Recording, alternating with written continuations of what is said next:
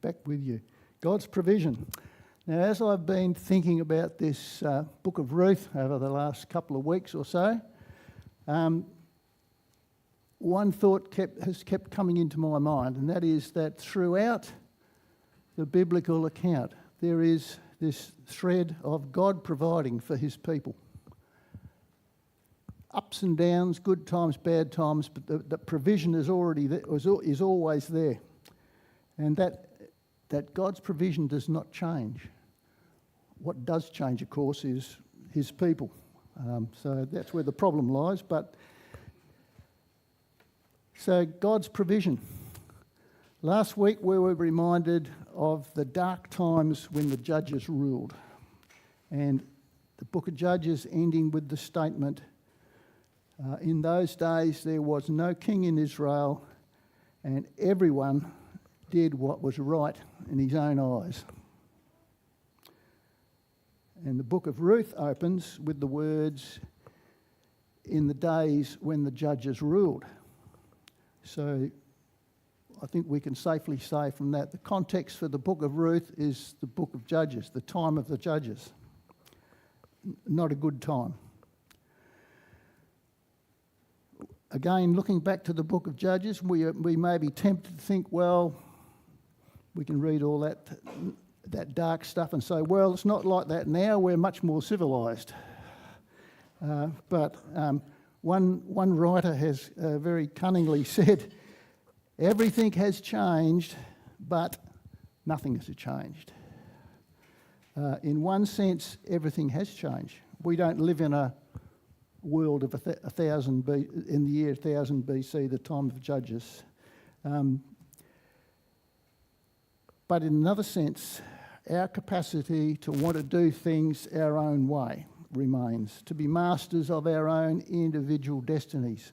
Human greed, selfishness, and the denial of God flows freely. We just look around at the state of the world that we live in, or perhaps more importantly, have a look into our own hearts and minds and see where we stand. So, to the book of Ruth. In those dark times, we learn of the everyday life experiences of the family of Elimelech and Naomi, and the ongoing provision and care and grace God has for all who look to him. It's a story that points perhaps to an even greater outcome at the end. So let's watch the video of the Bible Project and see how much of the information you can absorb.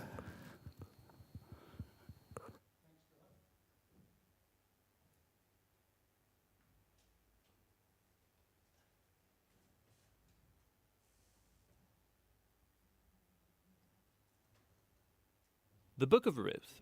It's a brilliant work of theological art, and it invites us to reflect on the question of how God is involved in the day-to-day joys and hardships of our lives. There are three main characters in the book: Naomi, the widow, Ruth, the Moabite, and Boaz, the Israelite farmer. And their story is told in 4 chapters that are beautifully designed. Let's just dive in and see how this all unfolds. Chapter 1 opens with this line, in the days when the judges ruled.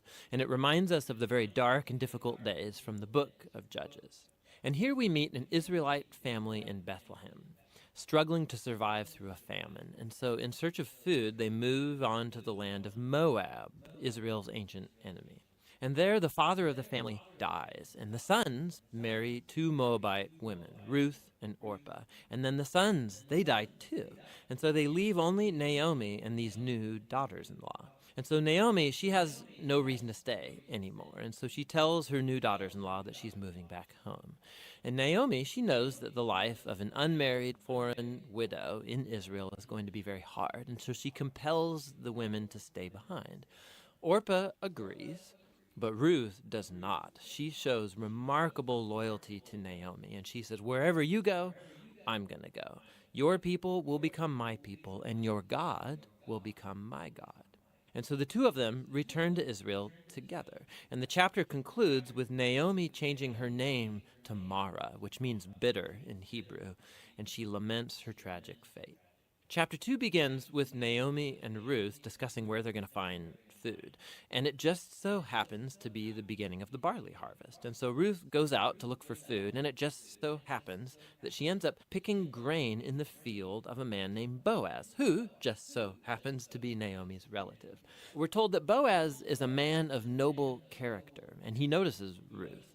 And so after finding out more about her story, he shows remarkable generosity to her. He makes these special provisions so that the immigrant Ruth can gather grain in his field. And in doing so, Boaz is actually obeying an explicit command of the Torah to show generosity to the immigrant and the poor. Boaz is so impressed by Ruth's loyalty to Naomi. He prays for her that God will reward her for her boldness. So Ruth comes home that day, and Naomi finds out that she met Boaz, and she is thrilled. She says Boaz is their family redeemer. Now, this family redeemer thing, this was a cultural practice in Israel where if a man in the family died and he left behind a wife or children or land, it was the family redeemer's responsibility to marry that widow, to take up the land and protect that family.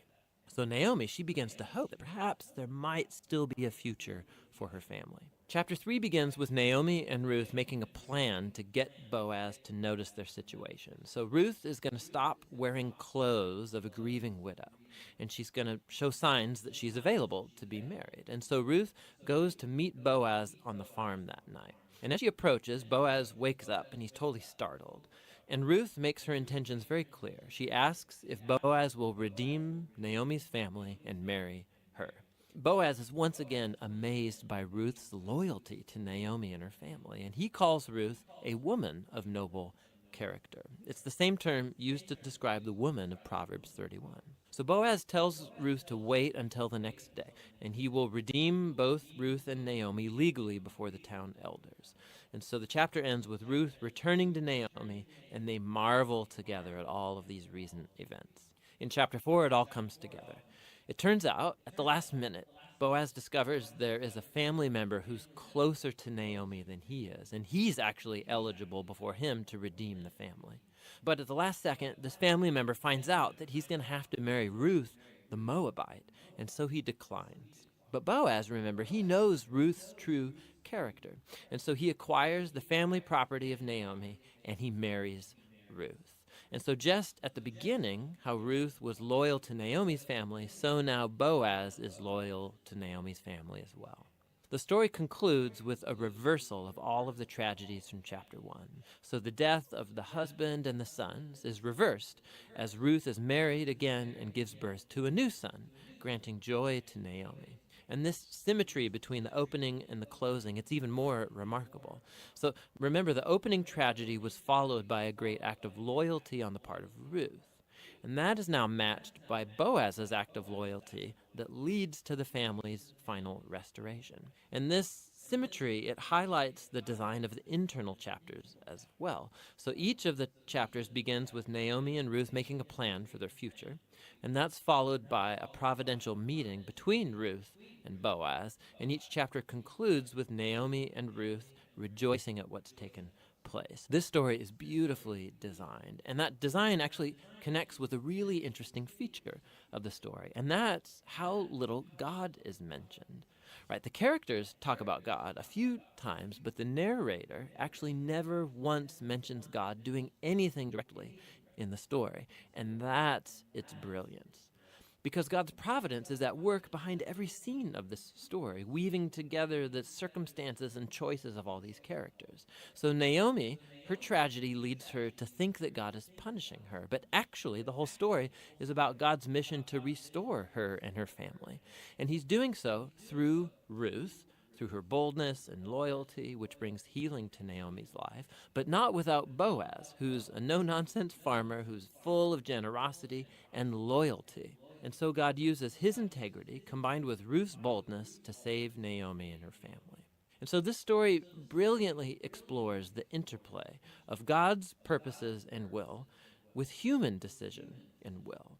God weaves together the faithful obedience of his people to bring about his redemptive purposes in the world. And that leads to the real end of the story.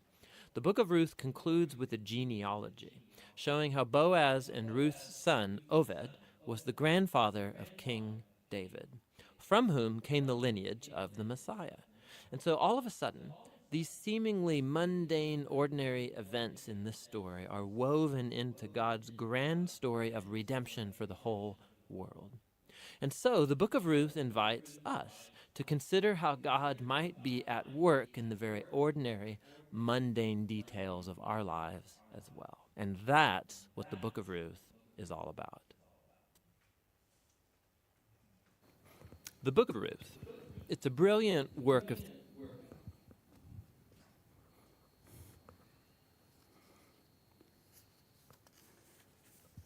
So, Elimelech and Naomi and the two sons are forced to move from Judah to Moab. Elimelech dies, leaving Naomi with two sons who in time marry these two Moabite women.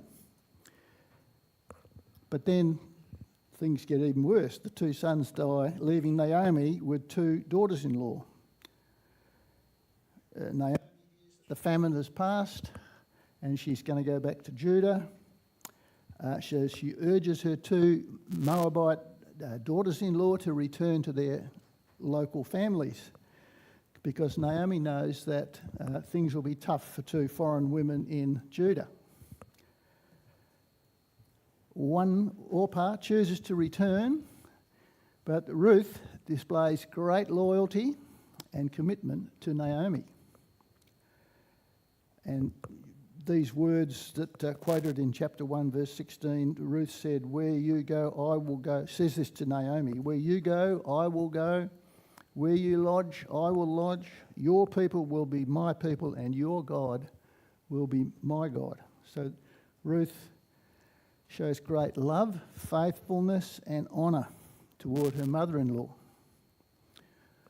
On return, Naomi, together with Ruth, are living in total poverty. Ruth, by chance, goes into the fields of Boaz to glean grain, to collect what's left over so that they at least have something to eat.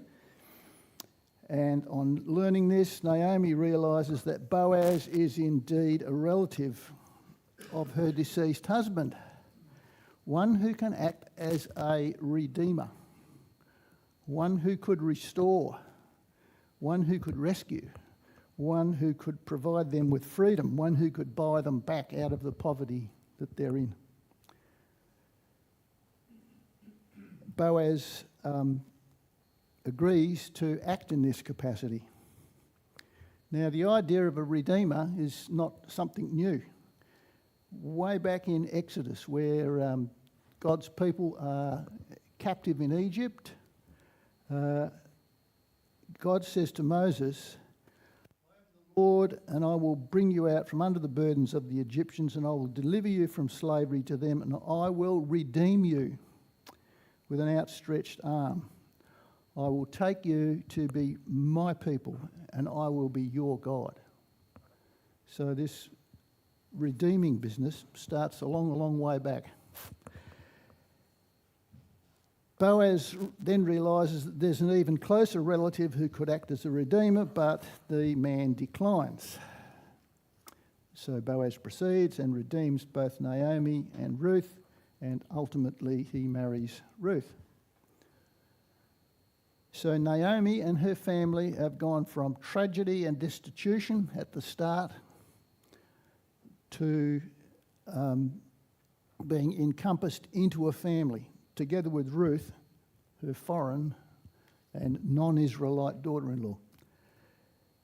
Now, we all need to belong to families, or we all belong to families, and we all need families.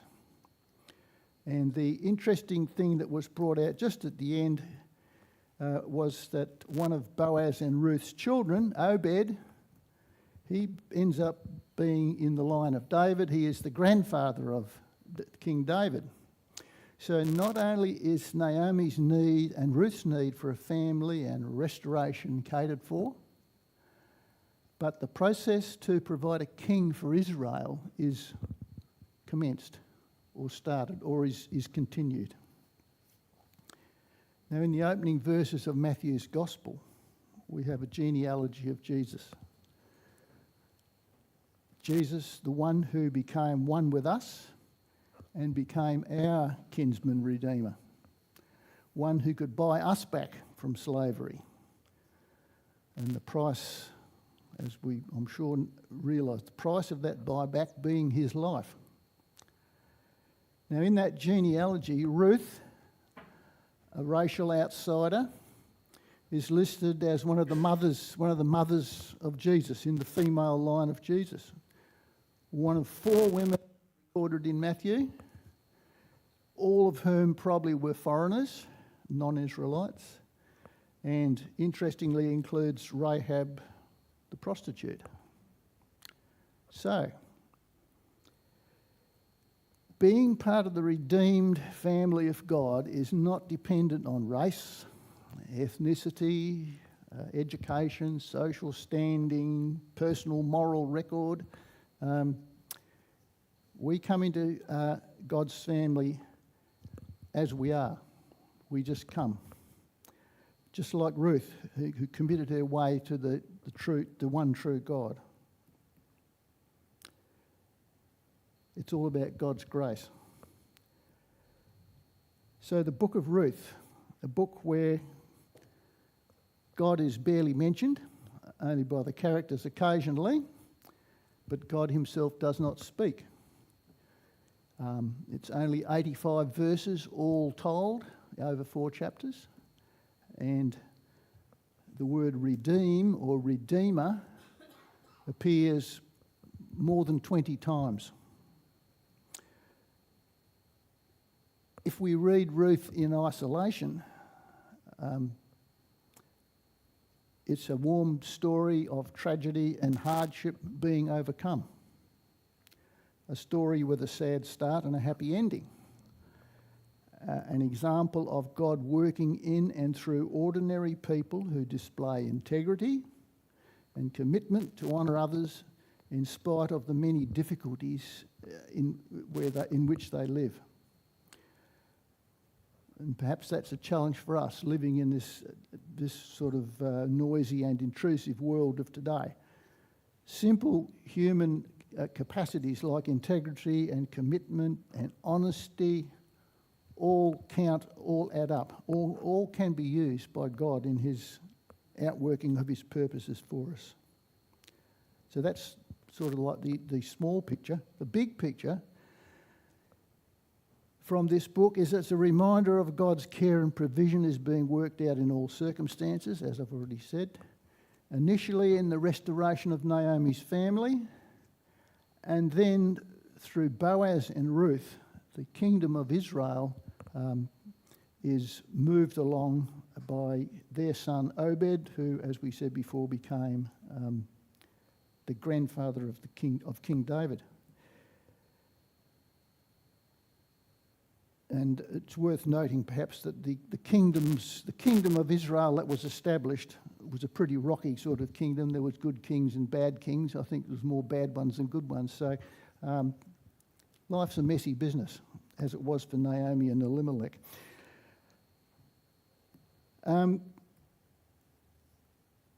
Just to finish, some words that Paul wrote to the Galatians. Galatians chapter 4. When the fullness of time had come, God sent his son, born of a woman, and remember, Ruth's in that line, born under the law, to redeem those of us who were under the law, so that we might receive adoption as sons and daughters of God. So this little book, written a long time before the time of Jesus, just illustrates as I said before, the ongoing, or it's part of the ongoing provision of God for his people. And that ultimately ends up with us here today. So we're going to move on to our normal time of open worship, and I trust that those few thoughts will help you. Obviously, if you want to look at the video again, it's easy to look at. There's another little resource that I discovered, very short video by the late Tim Keller, talking about finding the gospel in the Old Testament books. I think some of you may remember that last year we had some really excellent ministry from Andrew Chan on the book of Ruth. And he didn't speak for 8 minutes or 9 minutes like I have. He spoke for four whole Sundays. So, if you want to go back to that as well, it's worth looking and pondering. So let's